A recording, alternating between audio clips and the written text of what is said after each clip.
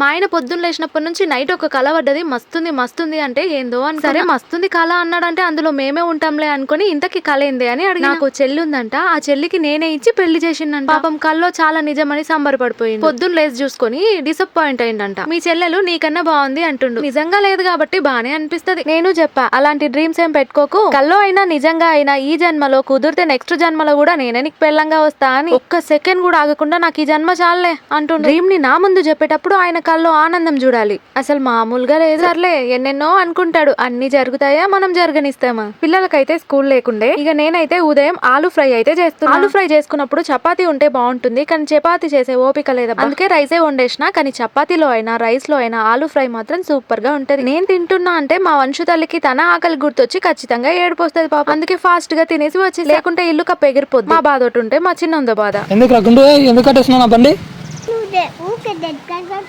కోలపారానికి పోయిన ప్రతిసారి మా చిన్నోని కూడా దోల్కపోవాలంటాడు, లేదంటే మా ఆయన పోయిన తర్వాత బండేని కురుకుతాడు. వర్షం అయితే నాతో ఆట ఆడుతుంది, కోపం వచ్చి బట్టలని తీసుకొచ్చి మంచం మీద ఆరేసిన, ఆరగానే మడతెడుతున్నా. పాపం మా ఆయన ఒక రీల్ కోసం చిరిగిపోయిన అంగేసుకున్నాడు. డ్రెస్ అయితే చాలా బాగుంది, ఫ్లిప్కార్ట్ లో తీసుకున్నాను, 3 పీస్ సెట్. నాకైతే మంచిగా సెట్ అయింది అనిపించింది. ఎం సైజ్ తీసుకున్నా, ప్యూర్ కాటన్ వచ్చింది. స్క్రీన్ మీద ట్యాగ్ చేస్తున్నాను, ఒకసారి చెక్ చేయండి. ఉంటా, బై.